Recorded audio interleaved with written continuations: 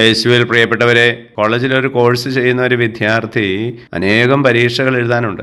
എല്ലാ പരീക്ഷയിലും full mark മേടിച്ചാലും ഏതെങ്കിലും ഒരു വിഷയത്തിന് തോറ്റുപോയാൽ സർട്ടിഫിക്കറ്റ് കിട്ടില്ല. നമ്മുടെ ജീവിതത്തിൽ എല്ലാ നന്മകളും നമുക്കുണ്ടെങ്കിലും ഏതെങ്കിലും ഒരു കുറവ് നമ്മളിലുണ്ടെങ്കിൽ നമ്മൾ ദൈവരാജ്യത്തിന് അർഹരല്ലാതായി തീരുകയാണ്, അല്ലെങ്കിൽ പരിപൂർണതയിൽ എത്തിച്ചേരുന്നതിന് തടസ്സമായി നിൽക്കുകയാണ്.